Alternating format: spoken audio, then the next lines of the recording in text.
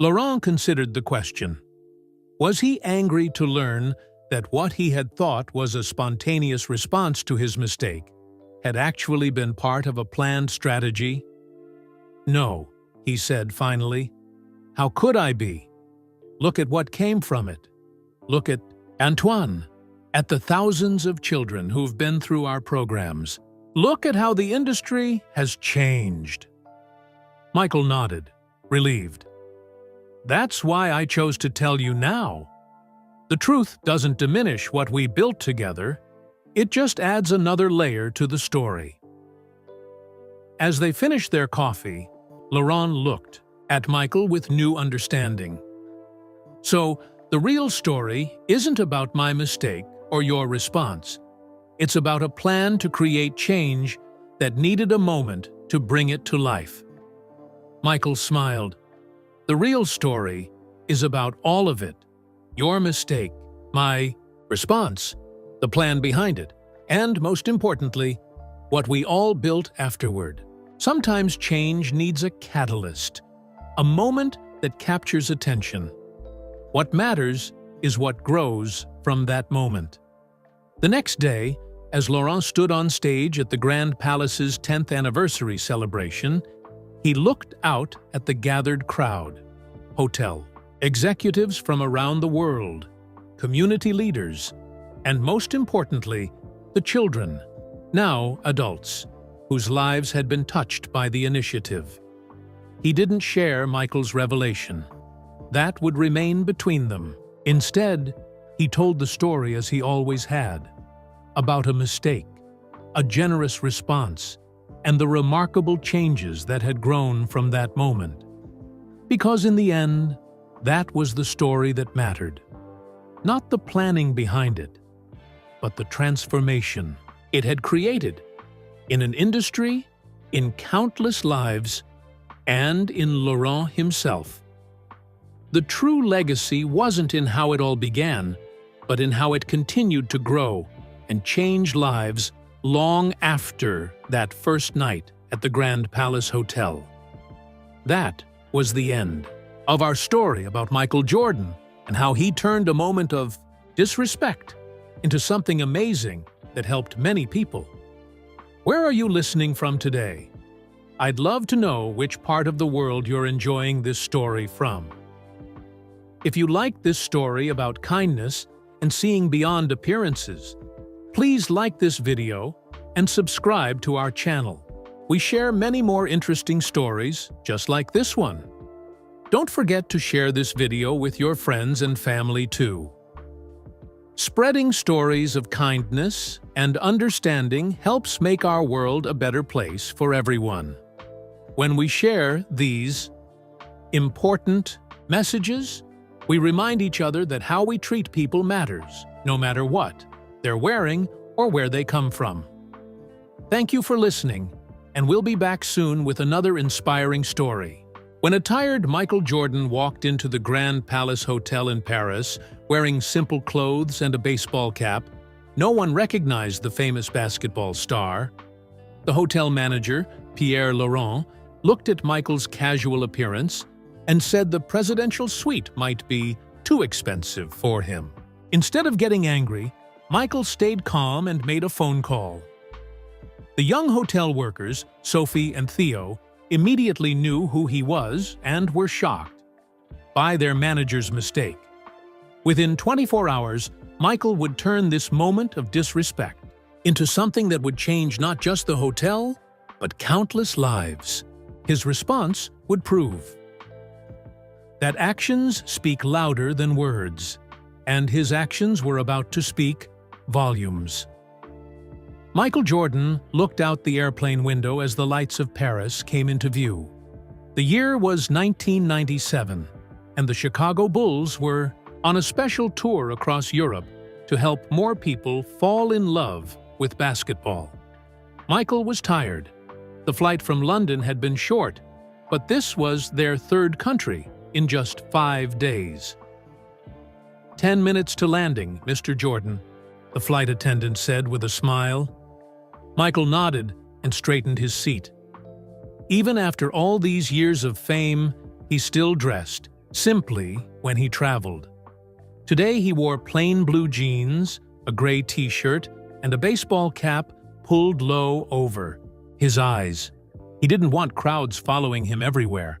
Sometimes it was nice to just be normal. The plane touched down at Charles de Gaulle Airport, and Michael was the first one off.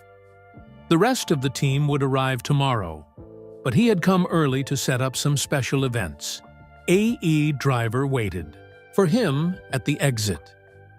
"Grand Palace Hotel, please," Michael told him, sliding into the back seat of the black car. The driver's eyes went wide in the rearview mirror. "You are Michael Jordan, the basketball player?" Michael smiled. "That's me." "It is an honor, sir. My son has your poster on his wall."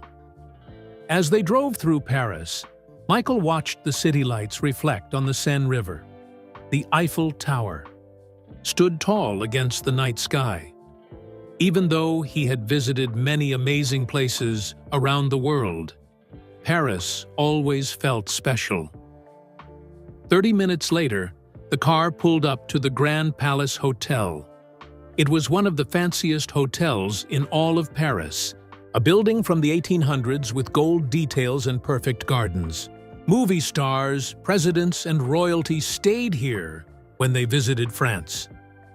A young man rushed to open Michael's door. "Welcome to the Grand Palace, sir." Michael stepped out, stretching his long legs after the drive. He only had a small bag with him. His assistant would bring the rest of his luggage tomorrow.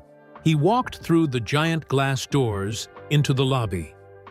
The Grand Palace Hotel lobby looked like something from a fairy tale. Crystal chandeliers hung from high ceilings. The floors were shiny marble, and fancy furniture sat on thick, soft carpets. Beautiful paintings covered the walls, and fresh flowers filled the air with a sweet smell. Michael walked up to the front desk, where a thin man in a perfect black suit stood typing on a computer. The man's name tag read, "Pierre Laurent, Manager." "Good evening," Michael said. "I have a reservation." Laurent looked up quickly, then went back to his computer screen. "Your name, sir?" he asked, without really looking at Michael. "Jordan. Michael Jordan." Laurent typed the name, but didn't show any sign that he recognized it. He probably wasn't. A basketball fan, Michael thought. That happened sometimes, especially in Europe, where soccer was more popular. "Ah, yes. We have your reservation. You requested our presidential suite?" Laurent finally looked up, his eyes moving from Michael's baseball cap to his simple clothes and small bag. His eyebrows raised slightly. "That's right," Michael said. Laurent cleared his throat. "Sir, perhaps there has been some misunderstanding. The presidential suite is our finest accommodation. It might be too expensive for you." The words hung in the air. Michael blinked, not sure he had heard correctly. Too expensive?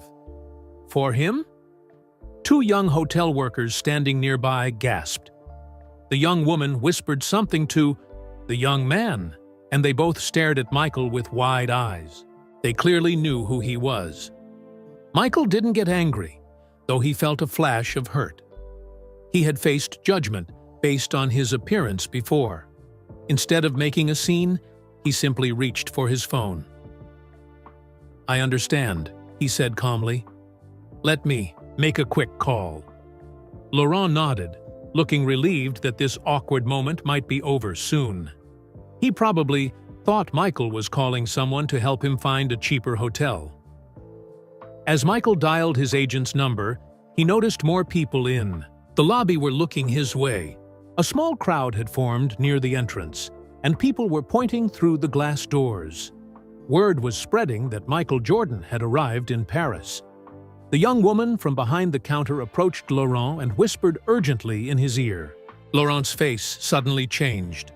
The color drained from his cheeks, and his eyes grew large with shock. Sir, Laurent said, his voice now shaking slightly. Are you the Michael Jordan? The basketball player? Michael ended his call and put his phone away. Yes, that's me. Laurent's mouth opened and closed like a fish out of water.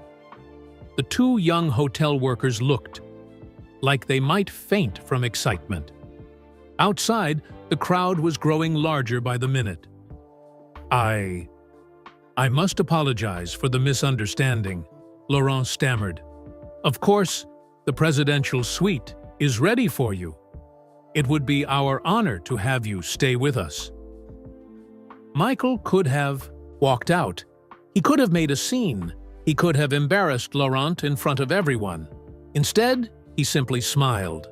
In his mind, he was already forming a plan that would turn this awkward moment into something much more meaningful. Thank you, Michael said, taking the room key that Laurent now held out with a trembling hand. I think I'll stay for one night and see how it goes. As Michael walked toward the elevator, he made another quick call. The conversation was brief, but by the time he hung up, he was smiling. What happened next would surprise everyone at the Grand Palace Hotel, especially Pierre Laurent.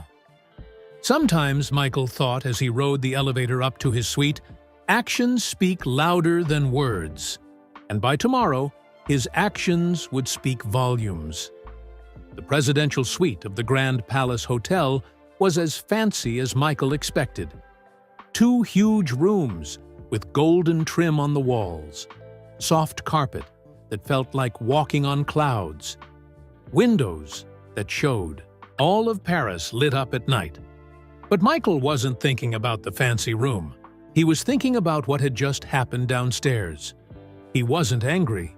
Michael had learned long ago that getting mad rarely fixed anything. Instead, he felt a strange mix of disappointment and determination. As he unpacked his small bag, there was a knock at the door. "Room service, Mr. Jordan," called a voice. Michael hadn't ordered anything, but he opened the door anyway. There stood the 2 young hotel workers he had seen at the front desk, the ones who had recognized him right away. "We didn't really bring food," the young woman said nervously. She had short dark hair and a name tag that read Sophie. "We just wanted to apologize for what happened downstairs." The young man next to her nodded quickly. His name tag said Theo. "Mr. Laurent doesn't watch basketball. He didn't know who you were." Michael smiled. "That's okay.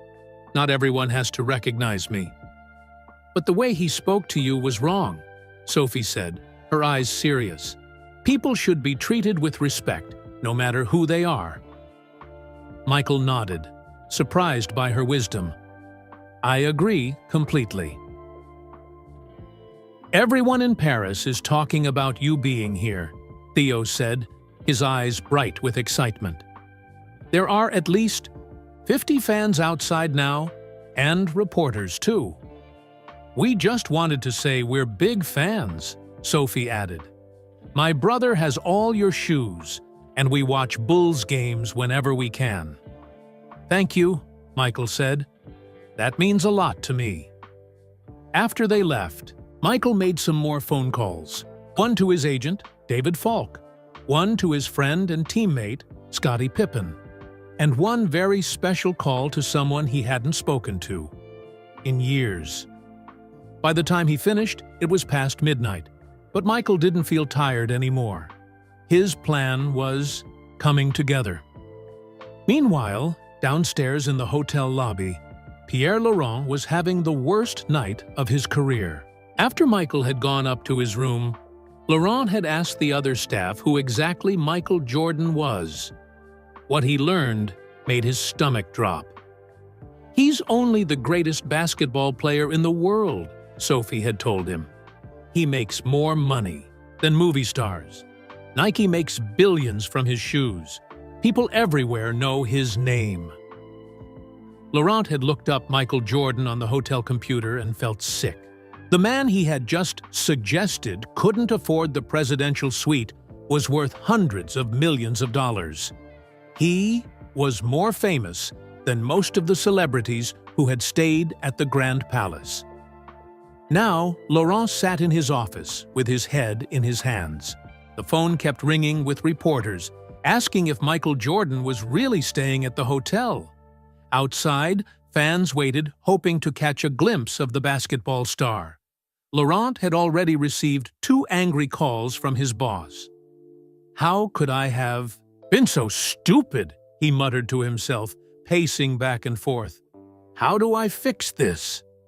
There was a knock at his office door. It was Sophie and Theo again. "What is it now?" Laurent asked, not meaning to sound so harsh. "We just came from Mr. Jordan's room," Sophie said. Laurent's eyes widened. "You bothered him? After what happened? You could lose your jobs." "He was very nice," Theo said.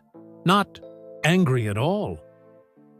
"That almost makes it worse," Laurent groaned. "We think you should apologize," Sophie suggested carefully. "Mr. Jordan doesn't seem like the type to hold a grudge."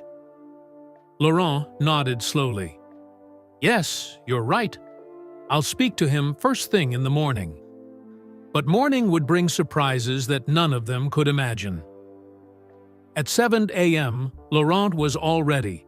At work, rehearsing what he would say to Michael Jordan. He had prepared a special breakfast, arranged for fresh flowers, and even found a basketball magazine for the star to sign for Laurent's nephew. At 7:30, the hotel doors opened and 5 large men in Chicago Bulls warm-up suits walked in. Laurent recognized Scottie Pippen, Dennis Rodman with his colorful hair, and Coach Phil Jackson from the pictures he had looked up last night. "Welcome to the Grand Palace Hotel," Laurent said, trying to sound confident. "Mr. Jordan is expecting you." "Is it true what happened?" "Last night?" asked Pippen, his voice cold. Laurent swallowed hard. "There was an unfortunate misunderstanding." "Misunderstanding?" Rodman laughed without smiling. "You told the best player on the planet he couldn't afford a room." "I didn't recognize," Coach Jackson cut him off. "That's the problem. You judged him by how he looked, not who he was." Laurent felt his face turning red. "I made a terrible mistake. I plan to apologize to Mr. Jordan immediately." "Good luck with that," Pippen said. "Michael's not one to make a scene, but he doesn't forget either." The Bulls players walked toward the elevator, leaving Laurent feeling even worse than before. How could he fix this disaster? An hour later, when Laurent was helping check in some new guests, he saw Michael Jordan walk through the lobby. Laurent excused himself and hurried over. "Mr. Jordan," he called, "could I speak with you for a moment?" Michael stopped and turned. Unlike yesterday, today he wore a perfectly fitted suit that probably cost more than Laurent earned in a month. People in the lobby stared and pointed. "Of course," Michael said, his face calm. "I want to apologize for last night," Laurent said, his voice shaking slightly. "I made a terrible mistake. I judged you unfairly based on your appearance, and that was wrong." Michael studied Laurent's face for a moment. "Apology accepted," he said simply. Laurent blinked, surprised it was that easy. "Really?" "Everyone makes mistakes," Michael said. "It's what happens next that matters." "Is there anything I can do to make it up to you?" Laurent asked. Michael smiled, the same smile that appeared on billboards and TV commercials around the world. "Actually, there is. I'd like to invite you to my room this evening. There's something I want to discuss with you." Before Laurent could respond, Michael was walking away, leaving the hotel manager wondering what the basketball star had planned. Something told Laurent that this story was far from over. While Laurent worried about his meeting with Michael Jordan, the basketball star sat in a cafe across from the hotel. He stirred his coffee slowly, his mind drifting back to where it all began. Wilmington, North Carolina. Michael hadn't always been famous. Born on February 17, 1963, he grew up in a simple house with his parents, James and Dolores Jordan, and his 4 siblings. His father worked hard at a General Electric plant, and his mother was a bank teller. They weren't poor, but they weren't rich either. Michael learned early that respect wasn't about money or fame. It was about how you treated others. Never judge someone until you've walked in their shoes, his father used to say. It was advice Michael had carried with him all his life. The cafe window offered a view of the Eiffel Tower in the distance, as Michael watched tourists. Taking pictures, he remembered another time when someone had judged him too quickly. It was 1978, and Michael was 15 years old. He had tried out for the varsity basketball team at Laney High School, but didn't make the cut. Coach Clifton "Pop" Herring had chosen a taller player instead. "You're just not ready, Michael," Coach Herring had told him. Those words had hurt, but they didn't break him. Instead, Michael had played for the junior varsity team and practiced harder than anyone else. He grew taller that summer, 4 inches in just a few months, and came back stronger and better. By his senior year, Michael was the star of the team. He received a scholarship to play at the University of North Carolina, where he hit the game-winning shot in the 1982 NCAA championship game against Georgetown. The Portland Trail Blazers passed him over in the 1984 NBA draft, taking Sam Bowie instead. The Chicago Bulls picked Michael 3rd overall, and he quickly proved everyone wrong again, becoming Rookie of the Year. Now, 13 years later, Michael had 5 NBA championships, 5 MVP awards, and was known worldwide as the greatest basketball player ever. His face appeared on billboards from New York to Tokyo. His Nike Air Jordan shoes were the most popular sneakers in history. But sitting in that Paris cafe, Michael wasn't thinking about all his success. He was thinking about the lessons he had learned along the way. There was the time in 1990 when he walked into a fancy restaurant in Chicago wearing jeans and a t-shirt. The host had asked him to leave because he didn't meet the dress code. Michael didn't argue or name drop. He simply left, changed clothes, and returned later. The restaurant staff was embarrassed when they realized who they had turned away. Or the time in Barcelona during the 1992 Olympics, when a shop owner didn't want to serve him because he thought Michael was just another American tourist. When fans recognized Michael outside the shop and swarmed for autographs, the owner changed his tune quickly. Michael sipped his coffee. What bothered him about last night wasn't that Laurent hadn't recognized him. Fame wasn't important to Michael. Respect was. What bothered him was how quickly Laurent had judged him based on his casual clothes and small bag. Michael thought about all the young fans who looked up to him. Kids like Sophie's brother with the poster on his wall. Many of those kids came from neighborhoods where people were often judged by how they looked or how much money they had. Michael wanted to show them that your worth wasn't about your wallet or your fame. His phone rang, interrupting his thoughts. It was David Falk, his agent. "It's all set up, Michael," David said. "I spoke with the hotel owner this morning. He's horrified by what happened and fully supports your idea." "Great," Michael said. "And the other part?" "Your old friend Marcus is on board too. His foundation will handle all the details." Michael smiled. Marcus Williams had grown up on the same street as Michael in Wilmington. Now he ran a foundation that helped kids around the world. Perfect, Michael said. Let's make sure the kids are from all different neighborhoods in Paris, not just the fancy ones. After hanging up, Michael paid for his coffee and walked back to the hotel. He had one more call to make before his meeting with Laurent. Back in his suite, Michael called his mother in North Carolina. Even with all his success, he still called her several times a week. "How's Paris, baby?" Dolores Jordan asked when she picked up.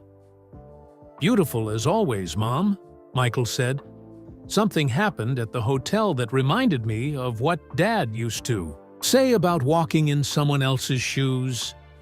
Michael told her about Laurent not recognizing him and suggesting the suite was too expensive.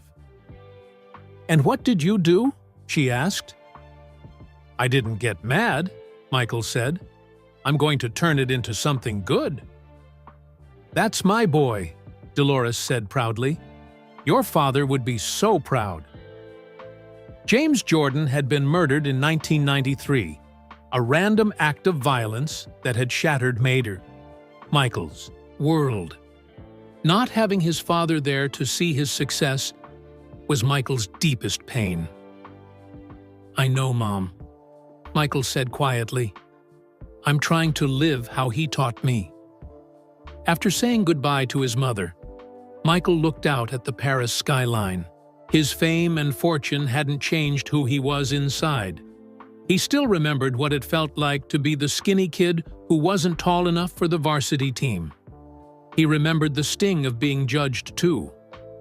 Quickly, being told he wasn't good enough. That was why tonight's meeting with Laurent was so important. Not because Michael wanted an apology, he already had that, but because he wanted to create something meaningful from this moment. A knock at the door interrupted his thoughts. "Come in," Michael called. It was Laurent, right on time. The hotel manager looked nervous, his hands fidgeting with his tie. "Thank you for meeting with me, Mr. Jordan," Laurent said, stepping into the room. "Please, call me Michael," he replied, gesturing to a chair. Laurent sat down, his back straight and tense. His eyes darted around the room, noticing that Michael had barely unpacked. "Are you planning to check out?" Laurent asked, worry clear in his voice. Michael leaned forward. "That depends on our conversation." "I am truly sorry about—" Michael held up his hand. "I already accepted your apology, Pierre. That's not why I asked you here." Laurent looked confused. "Then why?" "I want to tell you a story," Michael said, "about a boy from North Carolina who was once told he wasn't good enough." As the sunset painted the Paris sky in shades of orange and pink, Michael began to share his journey. Not the one the world knew from highlight reels and commercials, but the real story of challenges, judgment, and perseverance that had shaped him. By the time he finished, Laurent would understand that this moment wasn't just about a hotel room. It was about something much bigger than both of them. Laurent sat quietly as Michael finished talking about his life. The hotel manager's face showed surprise, then understanding, and finally respect. The room had grown dark, with only a small lamp lighting their faces. "I had no idea," Laurent said finally, "about being cut from your high school team, about your father." He paused. "Thank you for sharing your story with me." Michael nodded. "Most people only see the championships and the commercials. They don't see the hard parts." "If I may ask," Laurent said carefully, "why are you telling me all this? You could have just checked out and gone to another hotel. You could have complained to my boss or the media." Michael stood up and walked to the window. The lights of Paris shimmered below. "I had 3 choices when you said the room might be too expensive for me," Michael explained. "I could get angry and make a scene. I could leave and find another hotel. Or I could stay and turn this into something positive. He turned back to face Laurent. I chose the third option. But why? Laurent asked. Because getting angry doesn't fix anything, Michael said. And leaving would mean missing an opportunity. Opportunity? Laurent repeated, confused. Michael smiled. To change things. Not just for me, but for others too. Michael sat back down and leaned forward. Here's what I'm thinking. The Bulls are in Paris to promote basketball, right? But we're only reaching people who can afford tickets to big arenas or who already love the game. Laurent nodded, still not understanding where this was going. What if we did something different? Michael continued. Something that brings the game to kids who might never get the chance to play in a place like this hotel. You want to play basketball here? Laurent asked, his eyes wide. Not just play, Michael said. I want to host a free basketball camp for kids from all over Paris, especially from neighborhoods where they might feel they don't belong in fancy places like the Grand Palace. Laurent's mouth opened, but no words came out. We could use your grand ballroom, Michael went on, his eyes bright with excitement. Turn it into a basketball court for one day. Bring in kids from all backgrounds. Show them that places like this should be open to everyone, not just people who look rich or famous. Laurent finally found his voice. But the ballroom? It has marble floors and crystal chandeliers. The owner would never. I already talked to the owner, Michael interrupted. Actually, I've known him for years. Jacques Dupont and I met during the 1992 Olympics. Laurent stared in disbelief. You know Mr. Dupont? Personally? Michael nodded. We stayed in touch. When I called him this morning to tell him what happened, he thought my idea was perfect. Laurent sank back in his chair, trying to process everything. So, you want to bring how many children? About 50, Michael said, from all different parts of Paris. Rich neighborhoods, poor neighborhoods, everywhere. Kids who love basketball, but might never get to meet an NBA player or step foot in a hotel like this. And you want to do this? When? Tomorrow, Michael said simply. Tomorrow, Laurent nearly shouted. But that's impossible. We would need equipment, security, staff. It's all being arranged, Michael assured him. My friend Marcus Williams runs a foundation that does events like this all the time.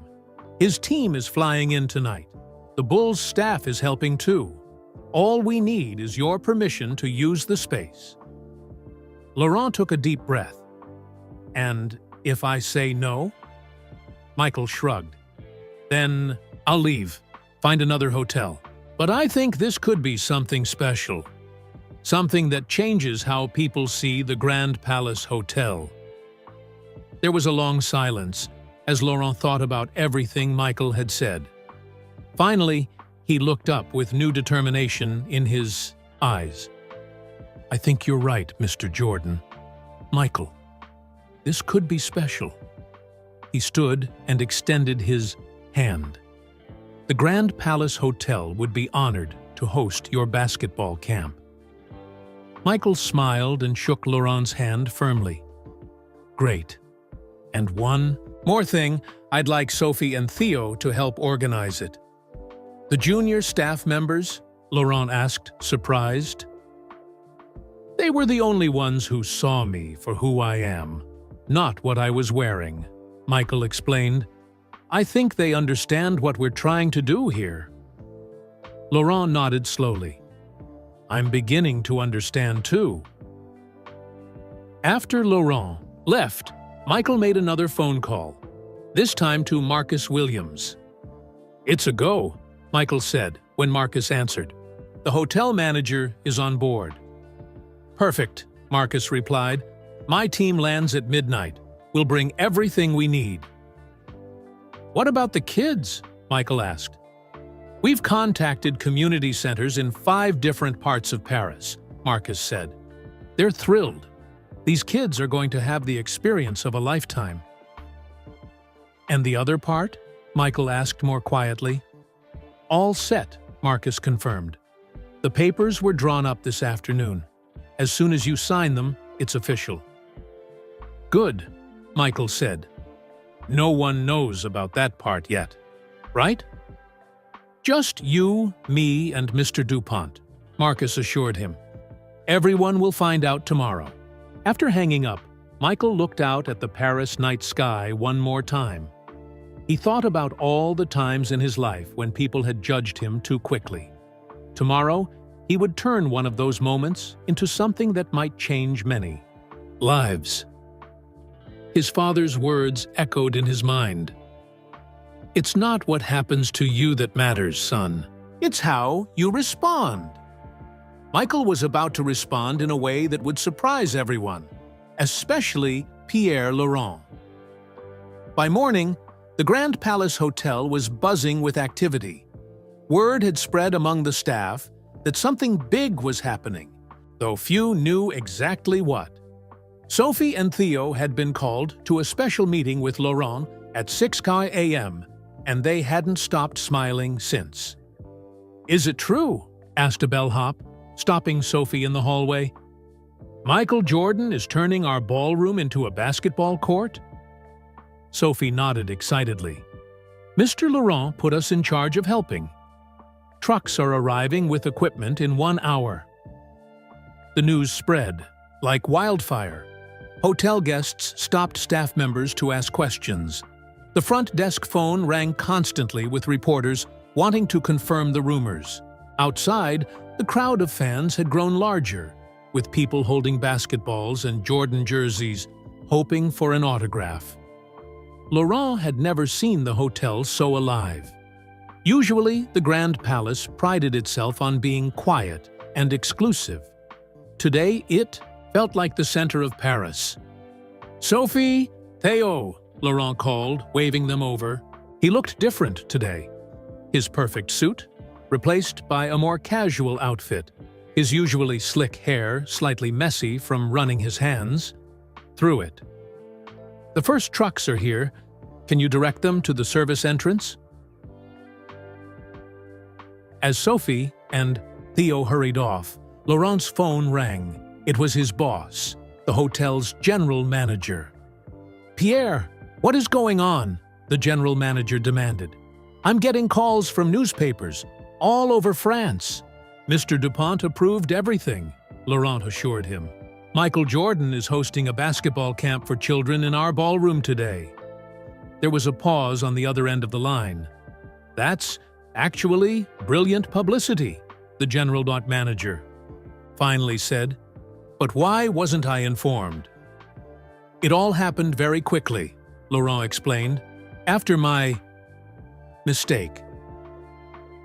Word of Laurent's comment to Michael had also spread among the staff. Some thought he should be fired. Others felt sorry for him. Everyone was watching to see how the famous basketball player would treat him today. At 9 p.m., the rest of the Chicago Bulls team arrived. Scottie Pippen, Dennis Rodman, and Tony Kukoc walked through the lobby, drawing gasps and stares. Coach Phil Jackson followed, talking quietly with team staff. Where's Michael? Pippen asked Laurent as the team gathered near the elevators. He left early this morning, Laurent replied nervously. Said he had some people to meet. Pippen exchanged looks with Rodman. That sounds like Michael. Always has a plan. By 10 a.m., the transformation of the grand ballroom was underway. The elegant furniture had been carefully moved and stored. Workers rolled out special flooring over the marble, creating a basketball court complete with lines and team logos. Portable basketball hoops were assembled at each end. This is amazing, Theo said, watching the ballroom change before his eyes.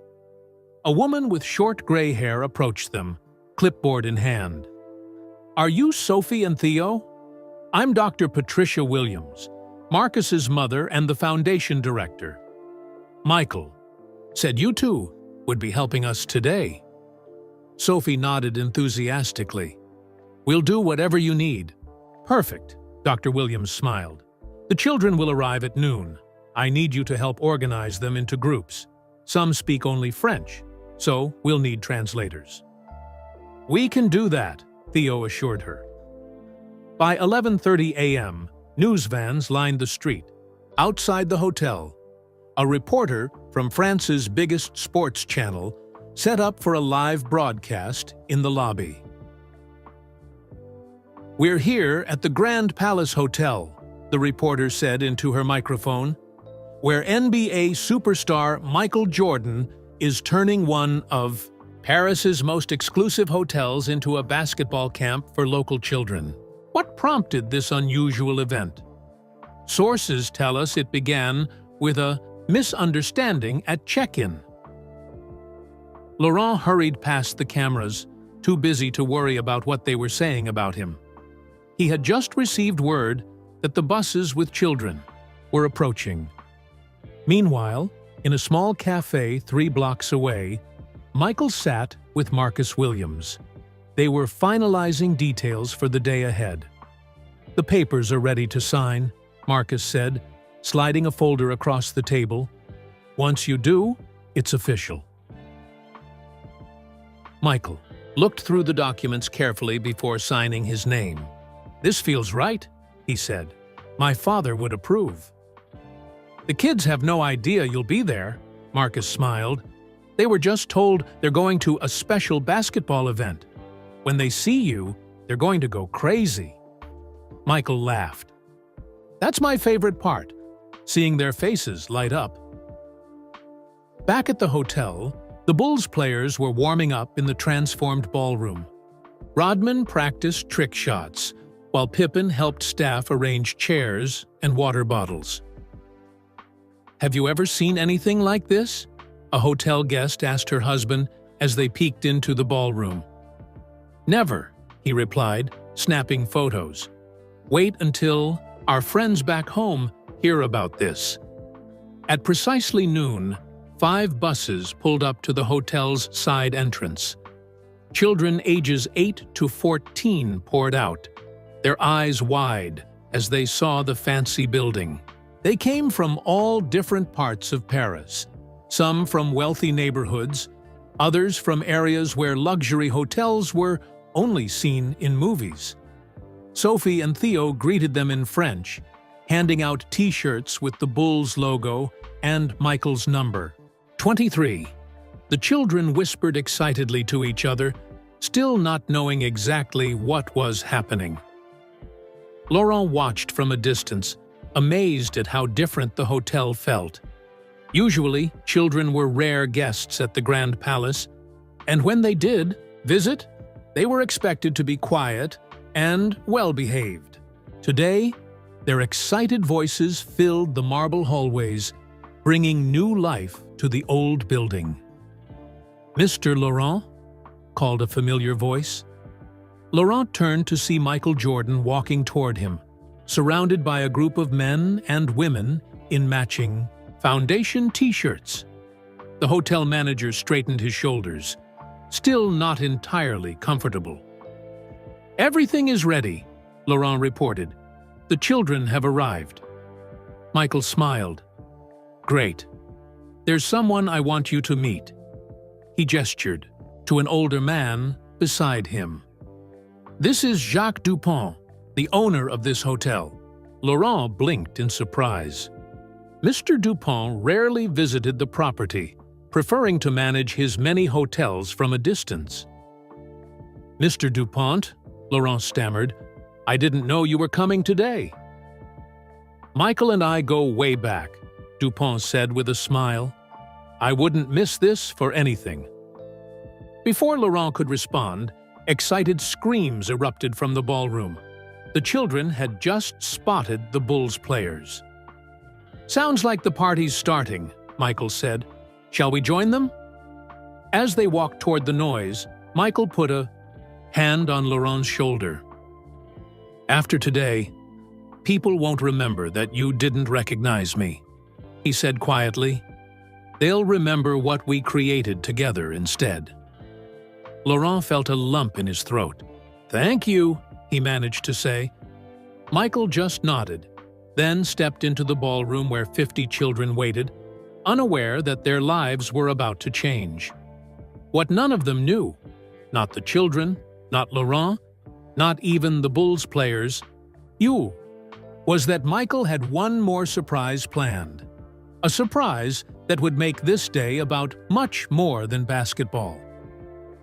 When Michael Jordan walked into the ballroom, everything stopped. The children, who had been excitedly talking to Pippen and Rodman, suddenly fell silent.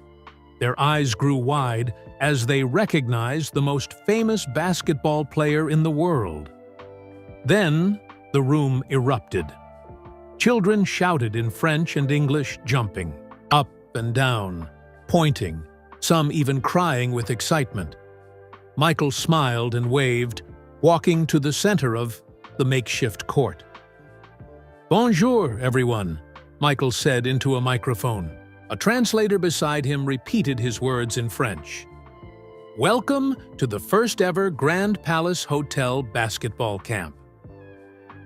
For the next 2 hours, the ballroom was filled with the sounds of bouncing basketballs, running feet, and children's laughter. Michael and the Bulls players taught basic skills, organized small games, and signed autographs. Hotel guests gathered at the doorways to watch, taking pictures and smiling at the unusual scene.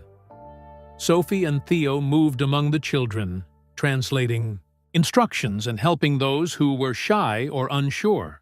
Laurent watched from the side, still amazed that this was happening in his hotel.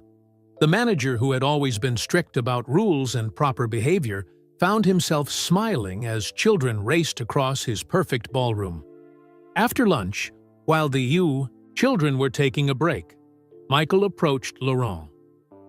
"Walk with me," Michael said, gesturing toward the lobby. Laurent followed, curious. They walked through the hotel's garden, away from the noise and excitement. "You're probably wondering why I did all this," Michael said when they were alone. Laurent nodded. "I've been asking myself that question all day. Most people would have just complained or left." Michael sat on a stone bench and motioned for Laurent to join him. "When you suggested I couldn't afford the presidential suite, what bothered me wasn't that you didn't recognize me." "No?" Laurent asked, surprised. "No," Michael shook his head. "What bothered me was thinking about all the people who get judged. That way, every day, people who aren't famous, who can't prove you wrong by showing you their face on a magazine cover." Laurent looked down at his hands. "I never thought about it that way." "Let me tell you a story," Michael said. "When I was 11 years old, my family took a trip to a beach in North Carolina. We stopped at a nice hotel to use the bathroom. The manager told us the bathrooms were for guests only." Laurent winced, beginning to understand. "My father didn't argue," Michael continued. "He just took us to a gas station down the road. Later, I asked him why he didn't tell the manager who he was. My dad was well respected in our community. He said, 'Michael, I shouldn't have to be somebody important to be treated with. Respect.'" Laurent was quiet for a long moment. "Your father was a wise man." "The wisest I've ever known," Michael agreed. "After he was killed, I promised myself I would live by his example." "Is that why you became involved with Mr. Williams's foundation?" Laurent asked. Michael nodded. "Marcus and I grew up together. When he started his foundation to help kids get access to spaces they're usually kept out of, museums, theaters, nice hotels, I knew I had to help. The children today, Laurent said slowly. They're not just here to meet you, are they? They're here to learn that they belong in places like this, Michael explained. That their dreams don't have to be limited by where they come from or what they look like. Laurent looked back at the hotel, seeing it through new eyes. I've worked here for 15 years, he said quietly. I can count on one hand the number of times we've had guests from certain neighborhoods in Paris. That's why we're here, Michael said. To change that, even if it's just for one day. Laurent turned to face Michael directly. I want to thank you, he said, his voice thick with emotion. Not for forgiving my mistake, but for turning it into something meaningful. That's what my father would have done, Michael replied simply. They sat in silence for a moment, listening to the distant sounds of children playing. There's something else I want to talk to you about, Michael said finally. Something I haven't told anyone yet. Laurent looked at him curiously. Last night, I made a business decision, Michael continued. I want you to be the first to know, because it involves you directly. Me? Laurent asked, confused. I've purchased a 25% ownership stake in the Grand Palace Hotel, Michael said. Laurent's mouth fell open in shock. You? What? Mr. Dupont and I have been talking about it for years, Michael explained. This just seemed like the right time to do it. So you're my boss now? Laurent asked, trying to process this news. Michael smiled. Partly. But that's not why I'm telling you this. Then why? Because I want to make what happened today a regular event, Michael said. Every year, I want the Grand Palace to host a camp for kids from all parts of Paris. And I want you to help run it. Laurent stared at him in disbelief. Me? But I'm the one who made a mistake and then helped fix it, Michael finished for him. That's the kind of person I want working with me. Before Laurent could respond, Sophie came running into the garden. Mr. Jordan, Mr. Laurent, she called. The children are asking for you. They want to show you what they've learned. Michael stood and put a hand on Laurent's shoulder. What do you say? Ready to be part of something bigger? Laurent took a deep breath and nodded. In just 24 hours, his whole view of his job, of his life, had changed. As they walked back toward the ballroom, Laurent felt lighter somehow. Michael's words echoed in his mind, part of something bigger. For the first time in years, he wasn't just a hotel manager enforcing rules. He was helping create something meaningful. What he didn't know yet was how much bigger this would become. Not just for the hotel, but for all of Paris. Evening settled over Paris as the basketball camp came to an end. The children were gathered in the hotel's dining room for a special dinner, still buzzing with excitement from their day with Michael Jordan and the Chicago Bulls. Waiters in formal uniforms served meals that many of the kids had only seen in movies. This is the best day ever, a young boy told Sophie as she helped him cut his chicken. I never thought I would meet Michael Jordan or eat in a place like this. Sophie smiled. Maybe someday you'll stay here as a guest. The boy shook his head. People from my neighborhood don't stay in places like this. After today, Sophie said, I think that might change. In a private dining room nearby, Michael had gathered a small group for an important meeting. Laurent sat at the table alongside Mr. Dupont, Marcus Williams, and several business people from around Paris. A woman named Marie Beaumont, who ran Paris's largest community center network, was there too. Thank you all for coming on such short notice, Michael began. What started as a response to a small incident has grown into something much bigger.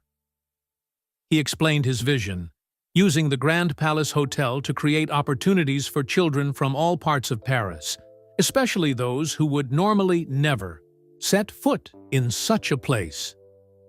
Today was just the beginning, Michael continued. With my new partnership in the hotel, I want to establish a permanent program that breaks down barriers. Marcus Williams opened his laptop and presented slides showing similar programs his foundation had established in Chicago, New York, and Barcelona. The Grand Palace basketball camp would happen every summer, Marcus explained. But we're thinking beyond sports. We're proposing quarterly events throughout the year. Art workshops, science programs, career days where kids can meet successful professionals. Laurent watched in amazement. Just 24 hours ago, he had been worried about losing his IB's job. Now he was sitting in a meeting that could change the direction of the entire hotel. This could transform how luxury spaces interact with communities, Marie Beaumont said. Most of the children here today have grown up believing places like this aren't for them. Exactly, Michael nodded. When I was growing up, there were invisible walls around certain neighborhoods, certain buildings. I want to break those down. Mr. DuPont, who had been quietly listening, finally spoke up. As you all know, I've agreed to sell Michael a 25% stake in the Grand Palace. What you may not know is why. Everyone turned to look at the hotel owner. When I was 10 years old, DuPont said, my family was poor. My father worked as a janitor at a hotel much like this one. One day, he took me to work with him. I was so excited to see inside a fancy hotel. But the manager saw me and told my father that children like me didn't belong there, that I would disturb the guests. The room was completely silent.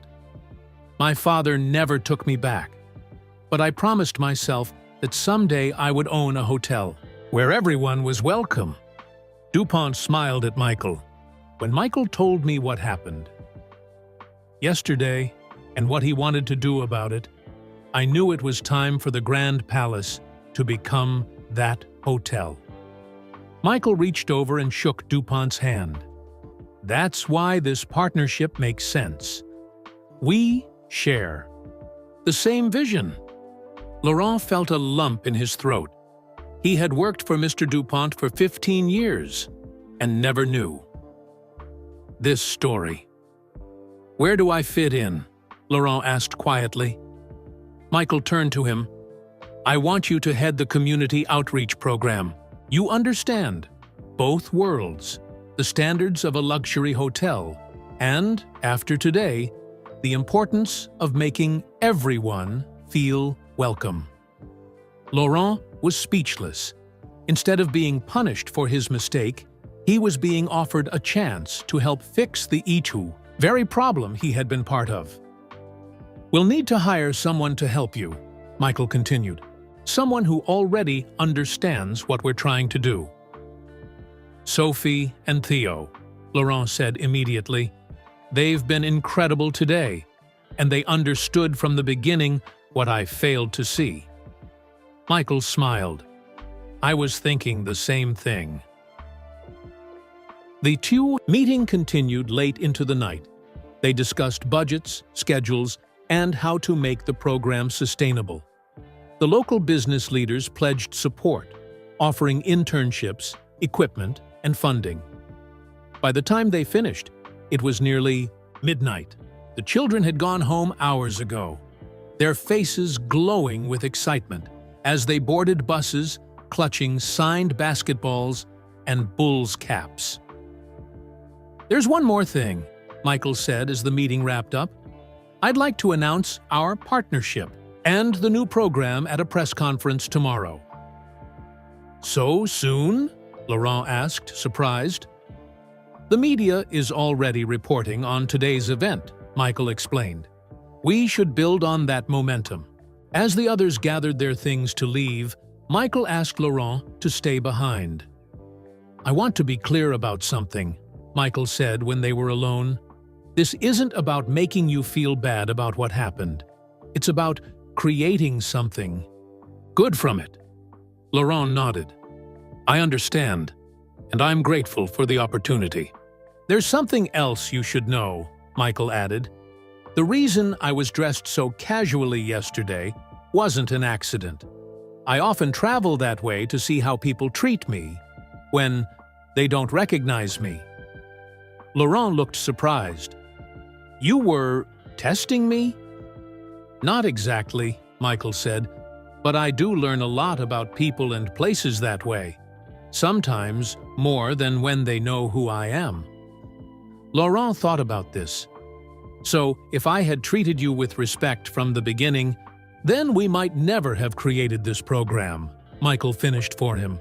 "Sometimes, mistakes lead to the best opportunities." As Laurent walked to his office after the meeting, the hotel felt different. The grand lobby that had always made him proud now seemed empty without the children's laughter. The perfect marble floors that he had worried might get scuffed now seemed cold without the excitement of the basketball games. For the first time, Laurent saw the hotel not just as a luxury space to be protected, but as a place with the power to change lives. And tomorrow, the world would hear about their plan. What had started with a misunderstanding at the check-in desk was about to become something that could change not just the Grand Palace Hotel, but hotels around the world. And Laurent, who had made the mistake that started it all, would help lead the way. As he turned off the lights in his office, Laurent smiled to himself. Sometimes being wrong was the first step towards something right. The Grand Palace Hotel never slept, but it had never been as busy at midnight as it was now. The Grand Ballroom, which had hosted a basketball camp just hours earlier, was being transformed. Once again. This time, it would become the setting for a press conference that would announce Michael Jordan's partnership with the hotel and their new community program. Sophie and Theo had volunteered to stay late to help. They moved chairs into neat rows, set up a platform for speakers, and hung a banner that Marcus's team had quickly designed. It read, "Grand Palace Community Initiative. Breaking Down Walls." "Can you believe what's happening?" Theo asked Sophie as they arranged flowers on the stage. "Yesterday we were just junior staff. Now we're helping Michael Jordan change the hotel." Sophie smiled. "I think we're helping change more than just the hotel." Across the ballroom, Marcus Williams directed a team setting up lighting and sound equipment. His phone rang constantly with calls from community leaders who had heard about the day's events and wanted to be involved. The mayor's office called. Marcus told Michael when they met for a late-night coffee. They want to support the program.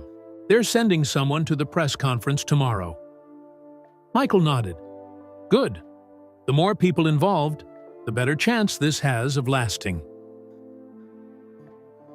In the hotel kitchen, chefs worked through the night preparing for a breakfast that would follow. The press conference. Laurent had suggested inviting the children back, along with their families. Let them hear the announcement firsthand, he had said. Let them see that they're part of this story. Michael had loved the idea. Now the kitchen staff, who usually made delicate pastries for wealthy guests, were baking hundreds of muffins and preparing fruit platters for families from all over Paris. The hotel's marketing team, working in a conference room upstairs, was putting together presentations about the new program. No one complained about the late hour. There was an energy in the building that made everyone want to be part of what was happening. I've worked here for 20 years, the head chef told Laurent as they passed in the hallway. I've never seen the hotel feel so alive. Outside, news. Vans lined the street. Reporters had been camped there all day. ever since word had spread about the basketball camp. Most had left when the children did, but a few remained, hoping for an interview with Michael Jordan. What none of them knew yet was how big tomorrow's announcement would be. It wasn't just about a basketball player buying part of a fancy hotel. It was about changing who belonged in spaces like the Grand Palace. At 3:30 a.m., the hotel lobby was still buzzing with activity. Michael sat with Mr. DuPont, signing the final documents that made their partnership official.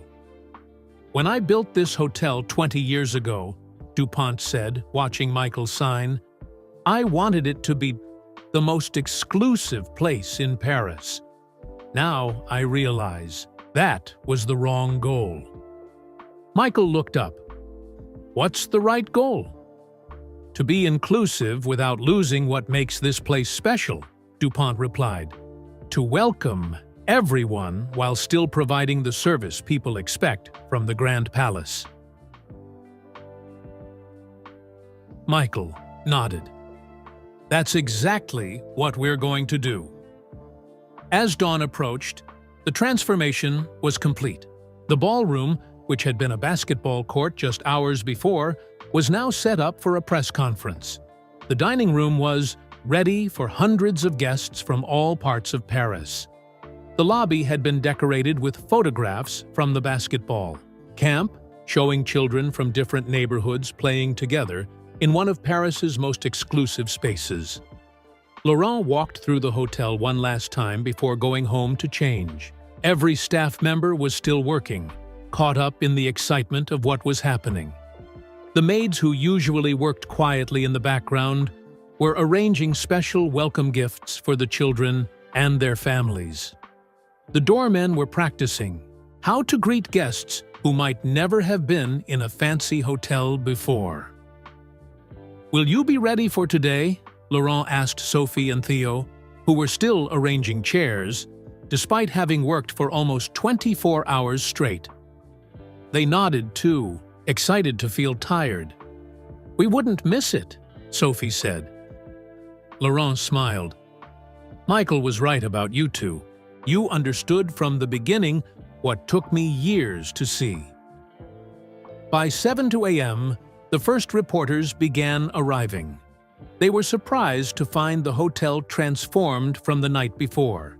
Television crews set up cameras in the ballroom as journalists from around the world took their seats. At 8 a.m., the buses arrived, bringing back the children from yesterday's camp, this time with their families.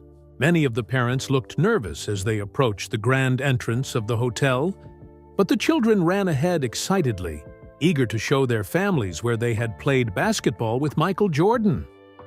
Doormen in perfect uniforms opened, the doors wide, greeting each family with the same respect. They showed to the hotel's wealthiest guests. Laurent stood in the lobby, welcoming everyone personally. "My son hasn't stopped talking about yesterday," one mother told Laurent. "He said it was like a dream." "Today will be even better," Laurent promised. By 9 a.m., the ballroom was full. Children and their families sat in front rows. Behind them were reporters, hotel staff, and business leaders from across Paris.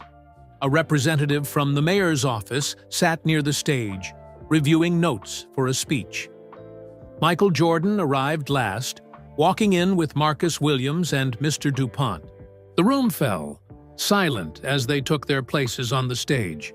Laurent, Sophie, and Theo sat in chairs just behind them, still amazed to be part of this moment. As Michael stepped up to the microphone, a hush fell over the room. Cameras flashed. Children whispered excitedly to their parents. Reporters leaned forward, pens ready. What had started as a misunderstanding at the check-in desk was about to become official.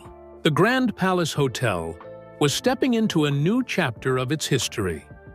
Michael smiled at the crowd, especially at the children in the front rows. "Good morning," he began. "Thank you all for being here. Yesterday, something special happened in this hotel." Today, we're going to make sure it keeps happening for years to come."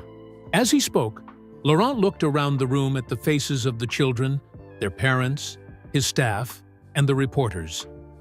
Everyone was listening intently, feeling part of something important.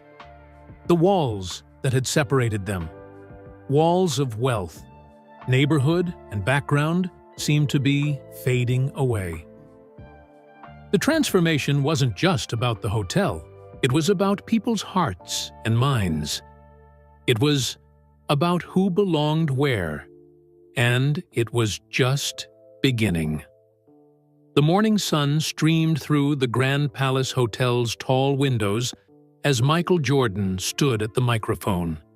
Cameras flashed, and children whispered excitedly as he began to explain his vision. "Yesterday, a small misunderstanding led to something beautiful," Michael said. "Today, I'm proud to announce that I've purchased a 25% stake in the Grand Palace Hotel, with a special purpose in mind." Gasps filled the room. Reporters scribbled furiously in their notebooks. "Together with Mr. DuPont and the hotel staff, we're launching the Grand Palace Community Initiative," Michael continued. "This program will open the doors of this beautiful hotel to children from all neighborhoods in Paris, teaching them that no space is off-limits to their dreams." As Michael spoke, pictures from yesterday's basketball camp appeared on a screen behind him.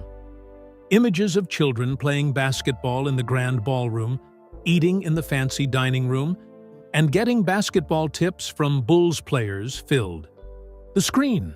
"This will be more than just a yearly basketball camp," Michael explained. "We'll host quarterly events here.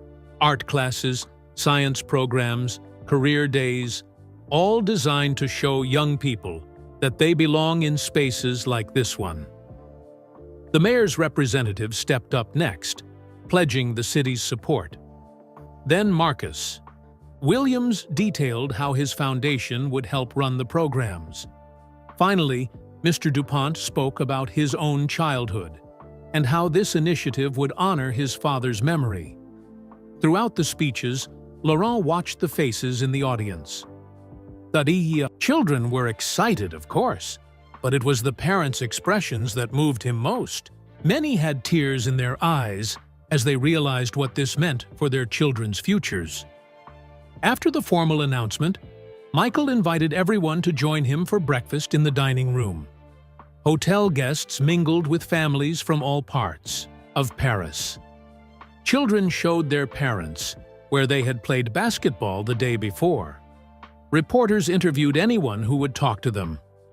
Sophie and Theo moved through the crowd, making sure everyone felt welcome.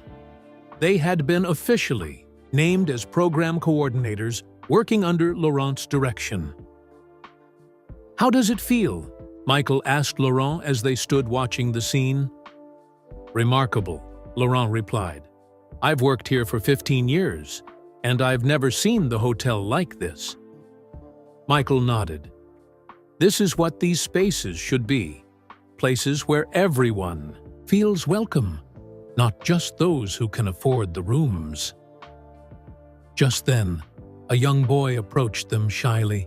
It was the same boy who had told Sophie he never thought people from his neighborhood stayed in places like the Grand Palace. "Mr. Jordan," the boy said in careful English, "thank you for yesterday. It was the best day of my life." Michael knelt down to the boy's level. "What's your name?" "Antoine," the boy replied. "Well, Antoine, this is just the beginning," Michael told him. "I want you to remember this feeling. The feeling that you belong here, because you do." Antoine nodded solemnly. "My teacher says you were cut from your team when you were young. Is that true?" "It is," Michael confirmed. "But I didn't give up."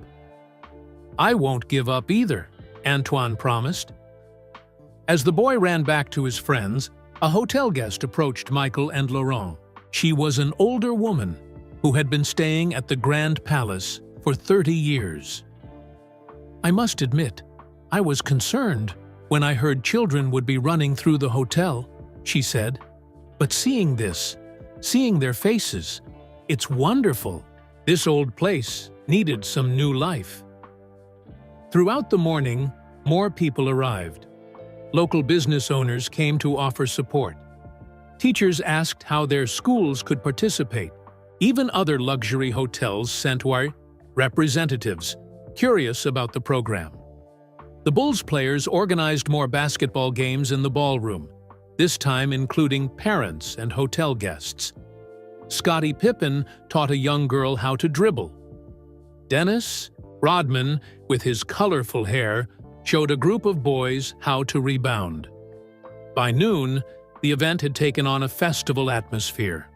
A local band had arrived to play music in the garden. Chefs from neighborhood restaurants came to share foods from different cultures, setting up alongside the hotel's fancy pastries. Michael took a moment to step back and watch it all unfold. This was bigger than he had imagined when he first thought of responding to Laurent's comment. It had grown into something that could change lives. A reporter approached him for an interview. "Mr. Jordan, you're famous for your competitive spirit. On the court," she said. "What made you respond this way to being told a hotel room was too expensive for you, rather than getting angry?" Michael thought for a moment. "My father taught me that how you respond to challenges defines who you are. Getting angry wouldn't have changed anything. This way, something good comes from it. And the program will continue even after you leave Paris?" "Absolutely," Michael confirmed. "This isn't just about one day or one event. We're changing how this hotel interacts with the community forever." As the afternoon went on, the event began to wind down. Families thanked Michael and the hotel staff before heading home. Reporters packed up their cameras. The Bulls players signed one last round of autographs. Laurent found himself standing next to Sophie and Theo as they watched. The last buses pull away. "What happens now?" Theo asked. "Now the real work begins," Laurent replied, making sure this wasn't just a one-time special event, but the start of something lasting. Sophie nodded.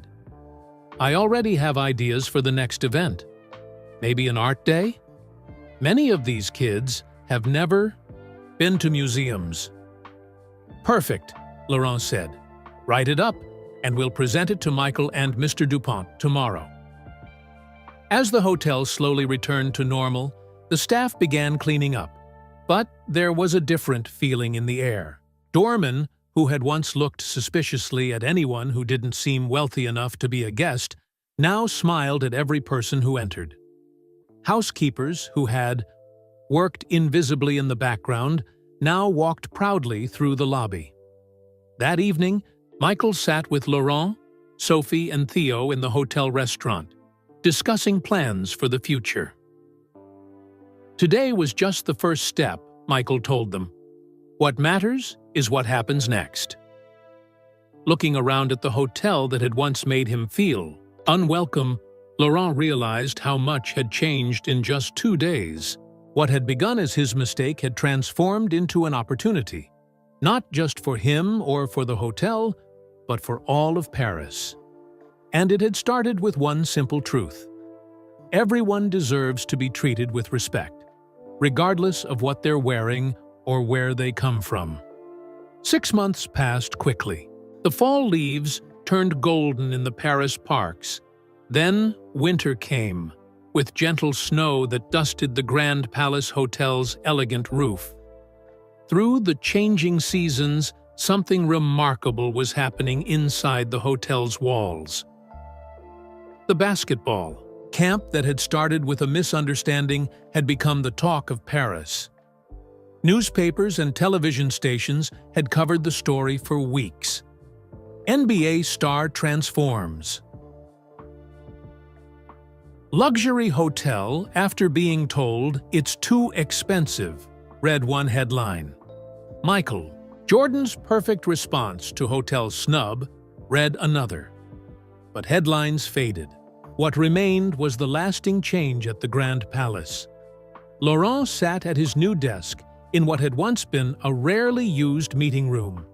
Now, it was the headquarters of the Grand Palace Community Initiative. The walls were covered with photos. From Sifit, their events, the basketball camp that had started it all, an art day where children created paintings inspired by famous works from the Louvre, a science program where they built robots. In the ballroom, Sophie knocked on his open door. "The Career Day presenters are confirmed," she reported. "We have chefs, doctors, business owners, and even a pilot coming next week." "Perfect," Laurent nodded. "How many children signed up?" 120, Sophie smiled. "We had to create a waiting list." Laurent shook his head in amazement. When they had first announced the program, they had worried about finding enough children to participate. Now, families from all over Paris were eager to be included. Theo popped, his head in. "The hotel manager from the Ritz just called. They want to know more about our program. That's the 5th luxury hotel this month." The impact of what had started at the Grand Palace was spreading. Other hotels in Paris had noticed the positive publicity and community goodwill. More importantly, they had seen how opening their doors to diverse communities had benefited everyone: the children, the staff, and even the regular guests. Mr. Dupont had received calls from hotel owners around the world, curious about how they could create similar programs. Laurent had traveled to London and Madrid to speak at hotel conferences about their initiative. The Grand Palace itself had changed in ways no one expected. Bookings had increased by 30%. Guests specifically requested to stay there because they had read about the program and wanted to support it. Some even scheduled their visits to coincide with community events so they could volunteer. The hotel staff had changed too. Sophie and Theo had been promoted to full-time positions running the initiative. Laurent had shifted from managing just the hotel to overseeing both hotel operations and community programs. And every new employee hired now received special training on treating all visitors with equal respect, regardless of appearance. Most surprisingly, the hotel's atmosphere had transformed. What had once been a quiet, formal space was now filled with energy. Regular guests commented on how much more welcoming it felt. The staff smiled more.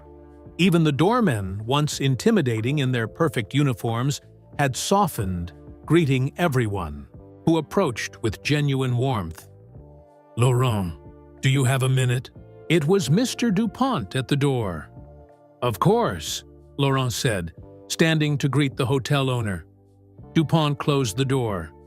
"I just got off the phone with Michael Jordan. He's coming back to Paris next month." Laurent smiled. Although Michael had returned to the United States after that first basketball camp, he had stayed involved through video calls and regular updates. His foundation sent support, and the Bulls organization had continued to participate remotely. "That's wonderful news," Laurent said. "The children will be thrilled." "There's more," Dupont continued. "He wants to expand the program. He's been talking to hotel owners in Chicago, New York, and Barcelona. They want to create a network of hotels with similar initiatives." Laurent sat back down, taking in this news. So it wouldn't just be the Grand Palace anymore? It would be hotels around the world, Dupont confirmed, all committed to opening their spaces to children who might otherwise never set foot inside. The idea was breathtaking. What had started with one thoughtless comment could grow into an international movement.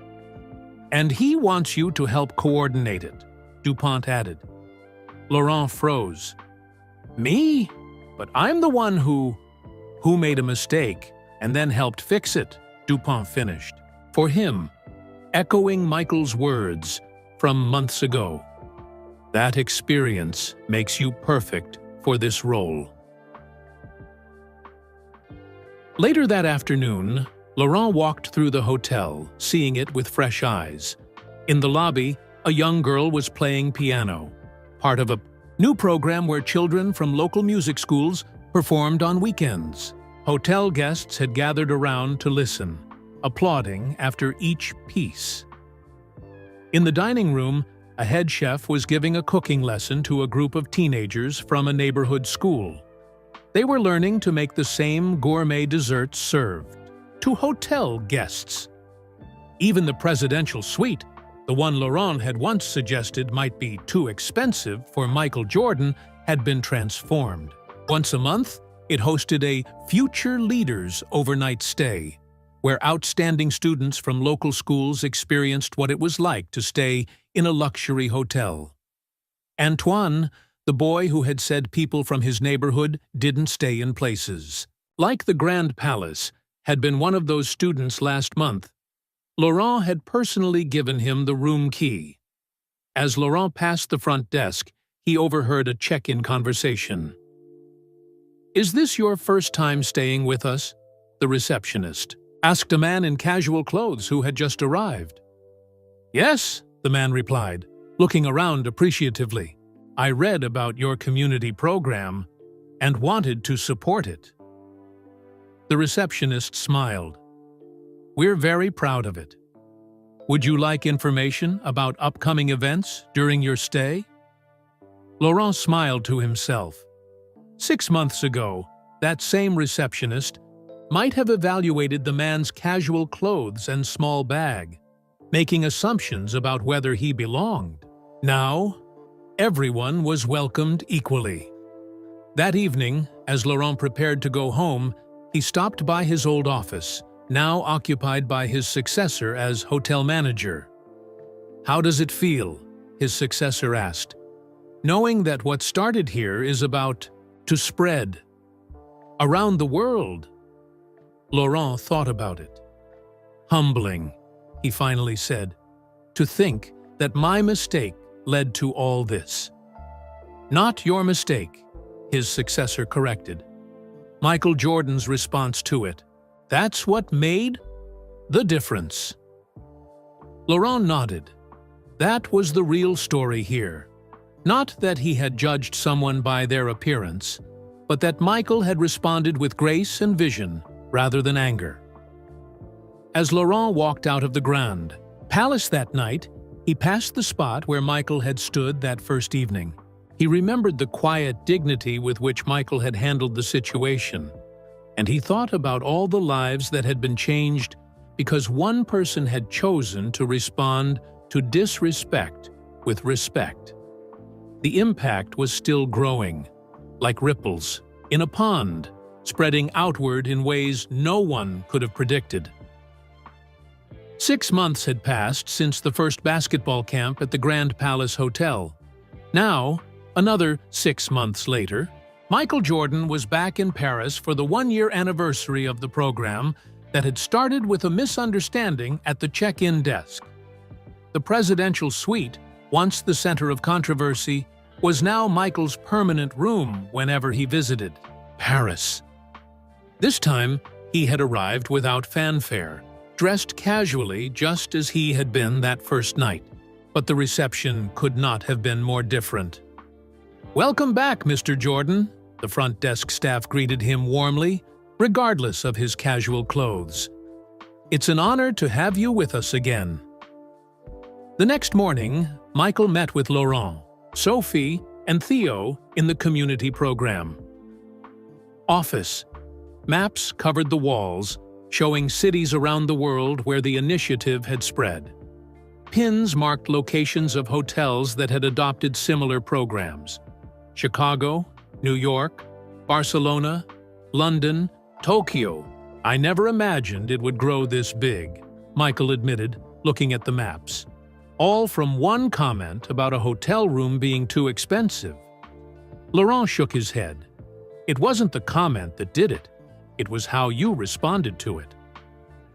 The Grand Palace Community Initiative had become a model for hotels worldwide. In the past year, over 50 luxury hotels had launched similar programs, opening their doors to children who would never otherwise experience such places. The training program you developed is being used everywhere, Michael told Laurent. Hotel staff, learning to treat everyone with respect, regardless of appearance or background. It's changing the whole industry. Laurent had spent the past 6 months traveling to hotels around the world, helping them create their own community programs. The manual he had written, Open Doors, Creating Inclusive. Luxury spaces had become required reading for hotel management schools. Sophie and Theo had also grown in their roles. Sophie now directed all youth programs for the initiative, while Theo managed partnerships with schools and community organizations. They had hired a team of 10 people to help run the expanding programs. "We have something special to show you," Sophie said, leading Michael to a wall covered with letters and drawings. These were notes from children who had participated in the programs. Some thanked Michael for the basketball lessons. Others wrote about spending their first night in a luxury hotel through the Future Leaders program. Many mentioned how the experience had changed what they thought was possible for their futures. Antoine, the boy who had once said people from his neighborhood didn't stay in places like the Grand Palace, had written, "Now I know I belong anywhere I want to be." Michael read the notes quietly, clearly moved. "This is what it's all about," he said finally. "Not just giving kids a fun day, but changing how they see themselves and their possibilities." Later that afternoon, Michael and Laurent walked through the hotel, observing the changes of the past year. The Grand Palace still maintained its luxury and elegance, but there was a warmth that hadn't existed before. Staff members smiled genuinely at every guest. The atmosphere was welcoming rather than intimidating. "We haven't lowered our standards," Laurent explained. "We've just made sure those standards apply to how we treat every person who walks through our doors, not just to how clean the floors are or how fancy the food is." In the dining room, they passed a table where hotel guests were chatting with teenagers from a local school who were there for a career mentoring lunch. "That's new," Laurent pointed out.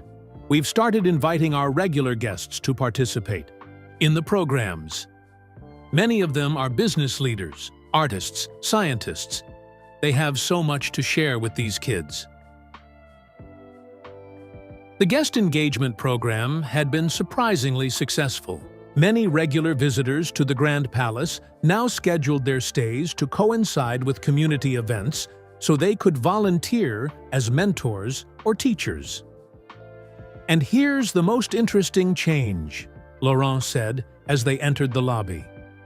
He pointed to a family checking in, parents and 2 children, clearly nervous but excited to be staying at the famous hotel. They were not wealthy. Their clothes were simple, and they carried worn suitcases. "Regular families now save up to stay here for special occasions," Laurent explained. "Before, they would have felt unwelcome or intimidated. Now they know they'll be treated with respect." The hotel had created special family packages at more affordable rates for weekends and holidays. These weren't charity. The rooms still covered costs and made a profit, but they made the experience accessible to people who would never have considered staying before. "The surprising thing is, our luxury business has increased too," Laurent noted. "Wealthy guests like the more welcoming atmosphere, and many choose us specifically because of our community values." That evening, the Grand Palace hosted a gala celebrating the 1-year anniversary of the initiative. The guest list included hotel owners from around the world, community leaders, and families who had participated in the programs. Michael Jordan gave a short speech, thanking everyone who had helped make the program a success. But the highlight of the evening came when Laurent took the stage. "1 year ago, I made a mistake," Laurent began, his voice steady but emotional. "I judged someone based on appearance rather than character. It could have ended badly, with anger, resentment, or a ruined reputation for this hotel." The room was completely silent as he continued. Instead, Michael Jordan chose to respond with grace and vision. He saw an opportunity where I had created a problem. And from that moment, all of this grew. Laurent gestured to the room full of people whose lives had been touched by the program. "I've learned that the true measure of luxury isn't exclusivity. It's not about keeping people out. It's about creating spaces of beauty and excellence that lift everyone up, spaces where everyone is treated with dignity and respect." The applause was thunderous. People stood, many with tears in their eyes, recognizing the profound truth in Laurent's words. Later, as the celebration continued, Michael found a quiet moment with Laurent near the same front desk where everything had started. "You know," Michael said, "my father used to tell me that character isn't built in moments of comfort. It's built in moments of challenge, in how you respond when things get tough." Laurent nodded. "I think about that night often. How differently things could have gone if you had responded with anger. Or if you had responded with defensiveness," Michael added. "We both made choices that led us here." As they looked around, at the celebration, at Sophie and Theo greeting guests, at children from the programs playing in a corner of the lobby, at hotel owners discussing how to bring the initiative to new cities, they saw the living result of those choices. The Grand Palace had changed, but, more importantly, the people connected to it had changed too. Another year passed. The Grand Palace Community Initiative celebrated its second anniversary without Michael Jordan present. He had been busy with basketball responsibilities and his growing business empire, but he kept in regular contact with Laurent, Sophie, and Theo. "Michael's coming back next month," Laurent announced one morning as the team gathered for their weekly meeting. "He says he has something special planned." The news spread quickly through the hotel. In the 2 years since the program began, the Grand Palace had become known worldwide for more than just luxury. It was famous for being the birthplace of a movement that had changed how luxury spaces interacted with their communities. The staff immediately began preparing for Michael's return.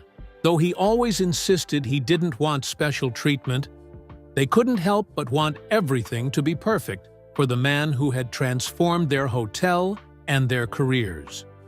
Sophie, now the director of youth programs for the entire hotel chain, cleared her schedule for Michael's visit. Theo, who managed partnerships with over 50 schools and community organizations, did the same.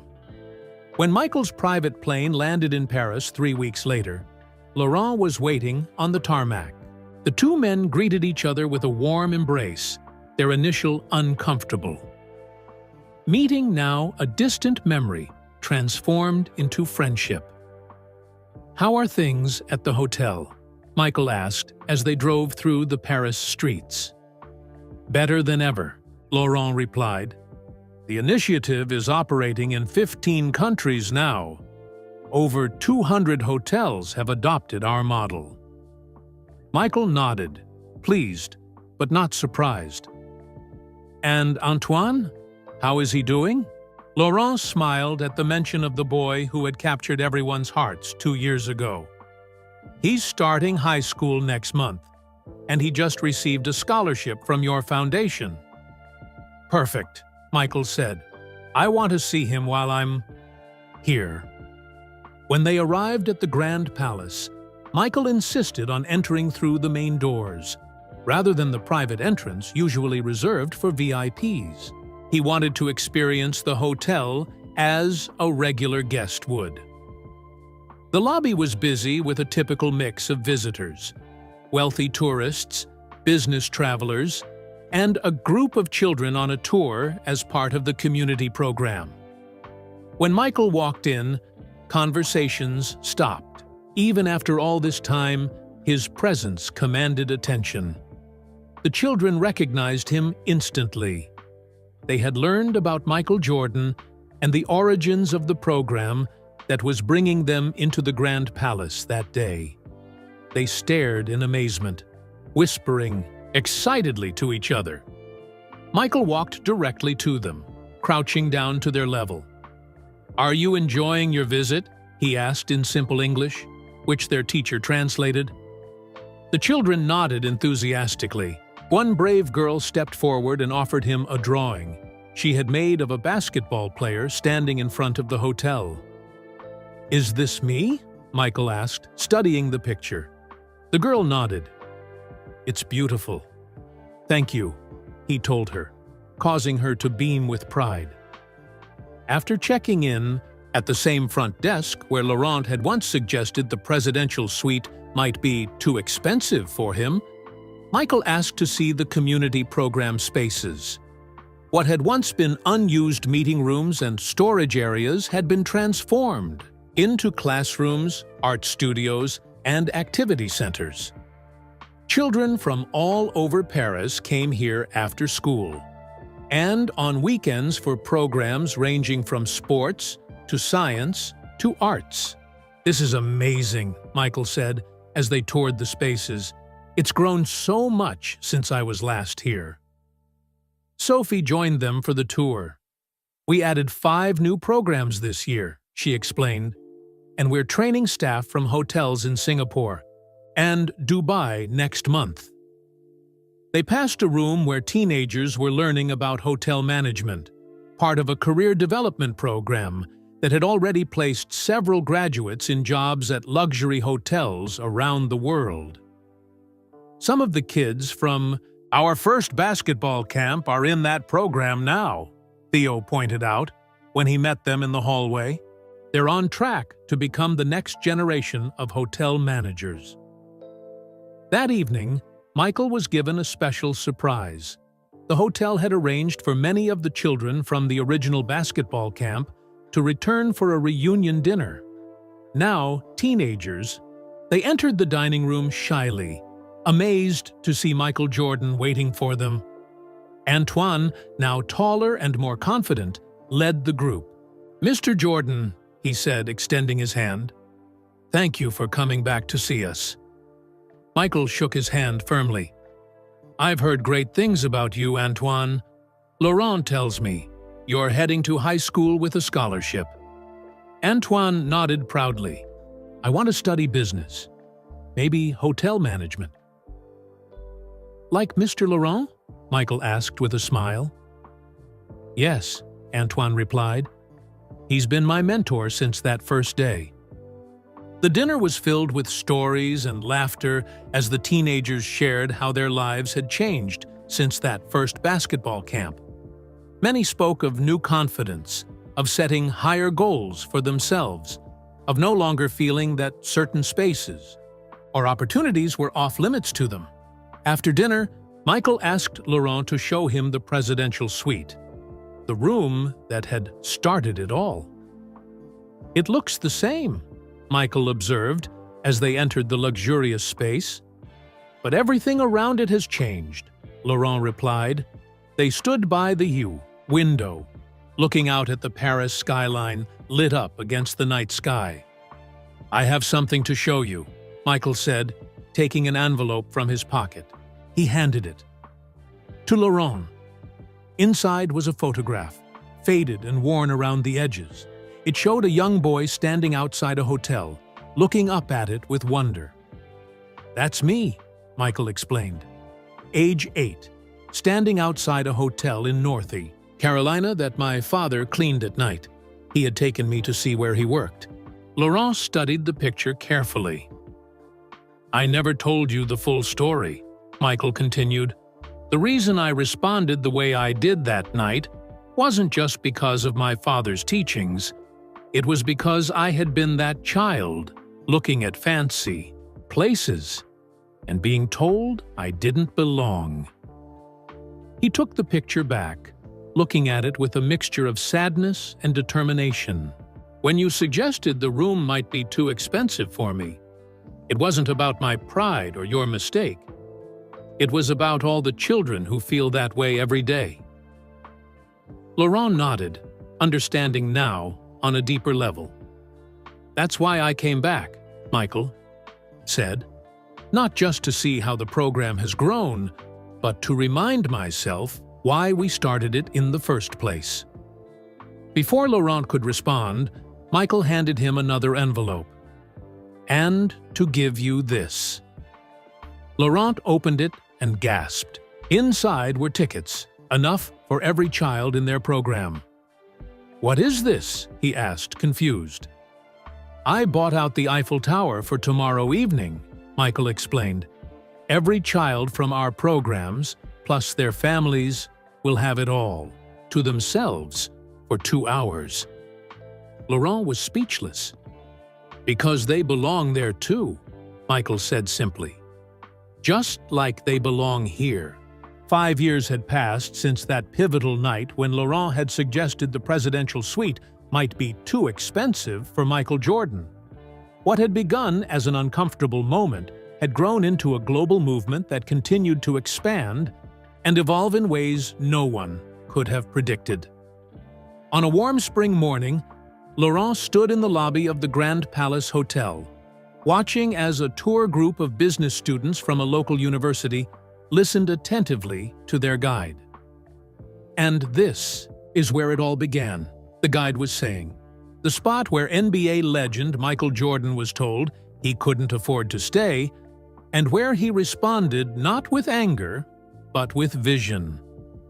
The Grand Palace had become something of a pilgrimage site for people interested in business ethics, community, engagement, and social change. The hotel had embraced this role, adding a small museum space that told the story of the community initiative's origins and growth. Laurent smiled to himself as he heard the guide continue the story he knew so well. He no longer felt shame when he heard it told. The story wasn't just about his mistake. It was about what had grown from it, about transformation and second chances. His phone buzzed with a message from Sophie. "They're ready for you in the conference room." Laurent made his way through the familiar corridors of the hotel. At 52, his hair had gray streaks now, and he carried himself with the confidence of someone whose life's work had found meaning beyond what he could have imagined. The conference room was filled with people from around the world: hotel executives, community leaders, foundation directors. They were gathered for the annual Global Inclusive Hospitality Summit, which the Grand Palace had hosted every year since the initiative began. As Laurent entered, the room quieted. These people knew his story. Many had heard him tell it. To previous summits. But today was special.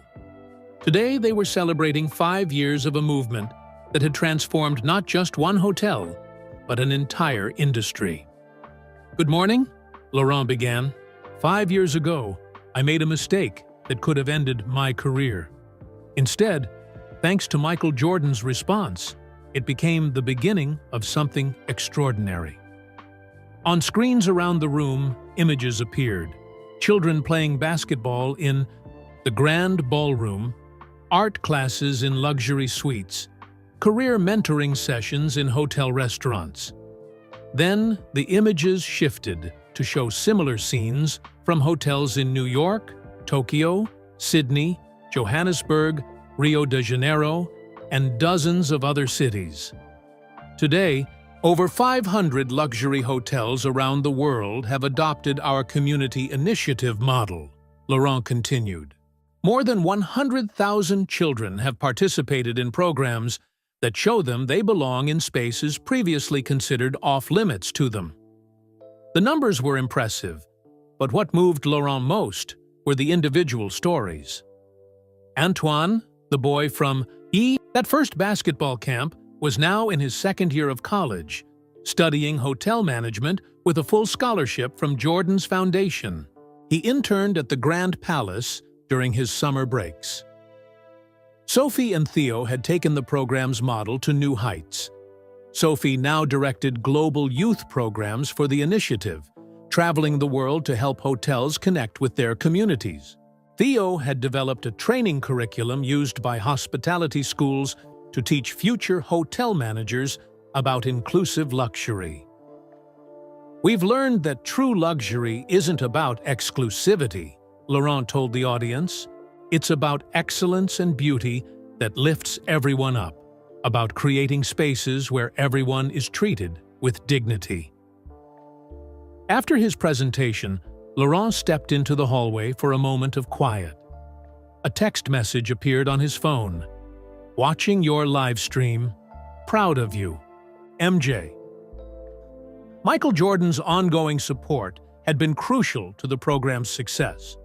Though his busy schedule meant he couldn't visit Paris often, he remained deeply involved, providing funding, connections, and vision for the initiative's growth. The relationship between Laurent and Michael had evolved into a genuine friendship. They spoke monthly, sharing updates about the program and their families. Laurent had even visited Michael's home in Chicago twice, meeting his children and seeing firsthand the private side of the basketball legend. "Mr. Laurent?" A voice interrupted his thoughts. Laurent turned to see a young woman in a hotel uniform. "Yes?" "There's someone here to see you," she said. "In the garden?" Curious, Laurent made his way to the hotel's garden courtyard. Sitting on a bench in the spring sunshine was an elderly man he didn't recognize. "Mr. Laurent," the man said, standing slowly. "I hope you don't mind the interruption." "Not at all," Laurent replied. "How can I help you?" "My name is Robert Williams," the man said. "I'm Marcus Williams's uncle. I was in Paris and wanted to meet you in person." Laurent shook his hand warmly.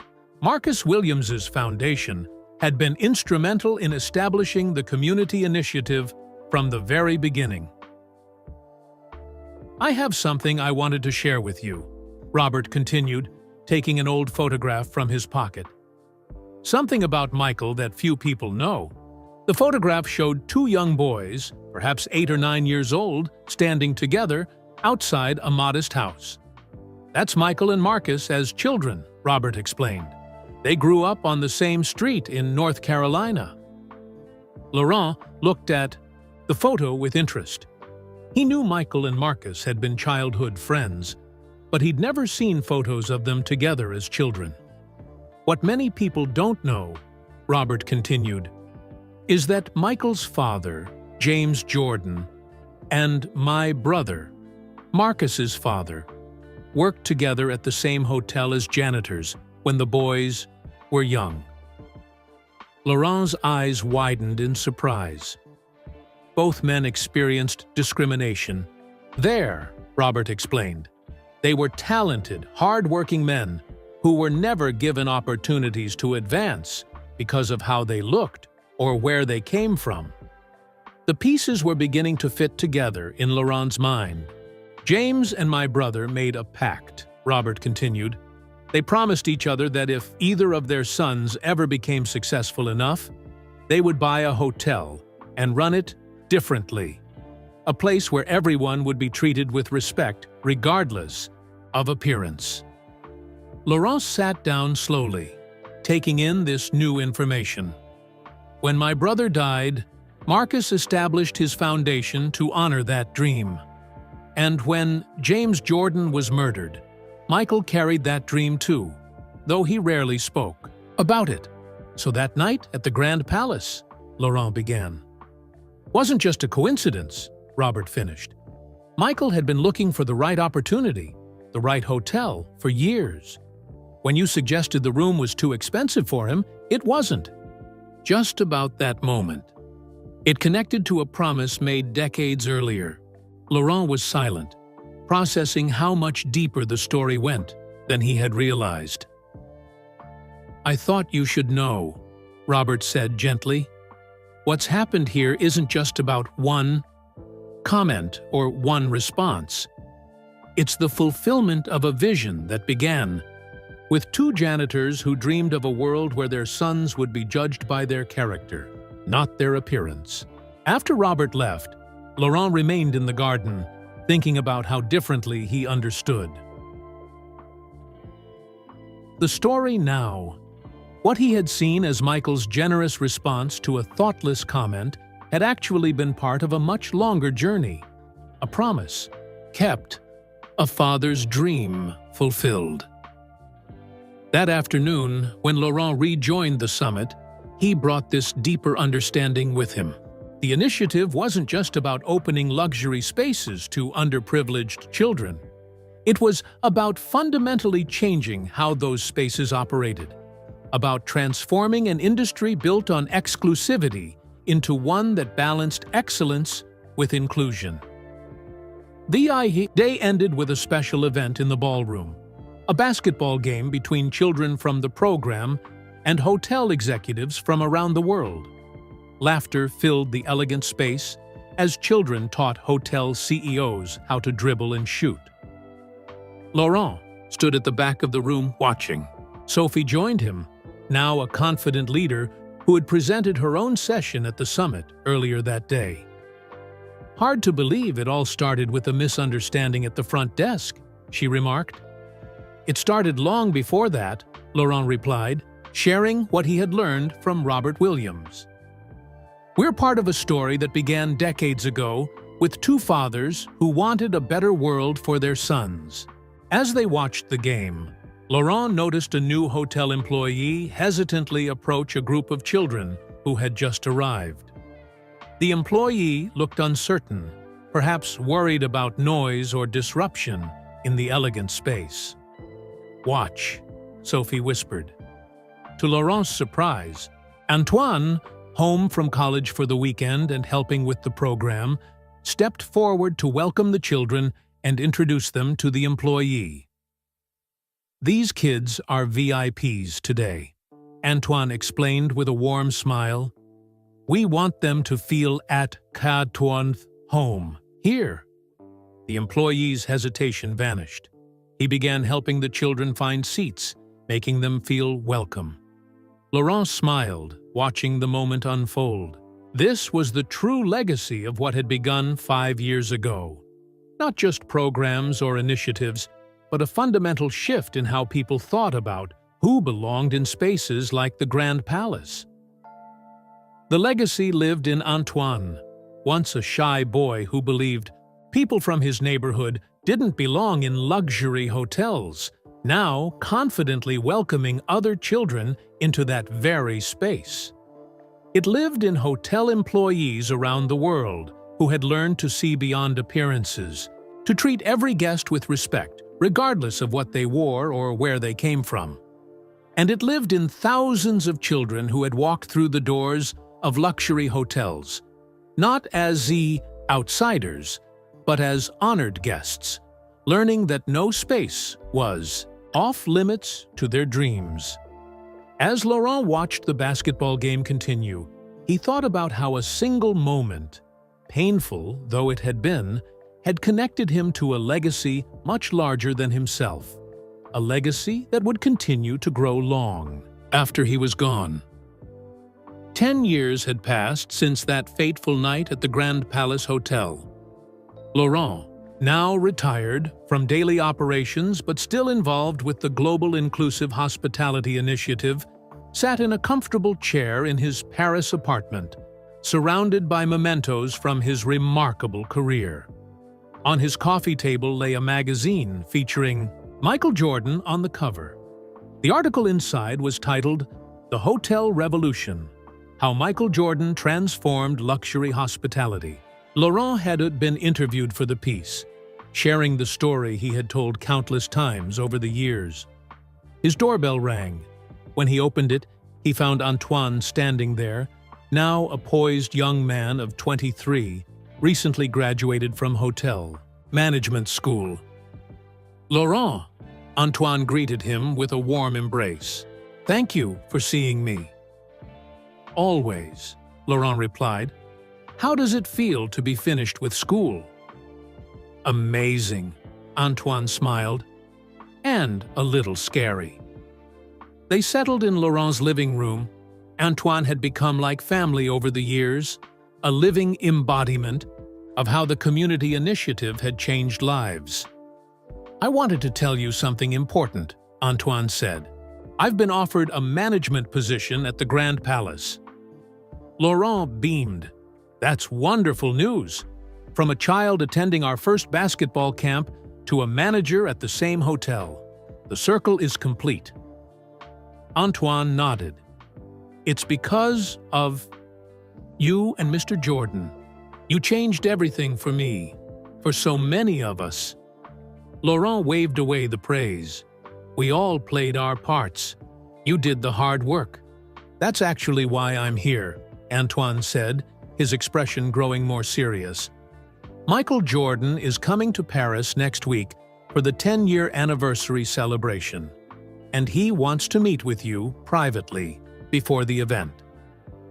Laurent raised an eyebrow. "Did he say why?" "Only that there's something important he wants to tell you," Antoine replied. "Something he's never shared before."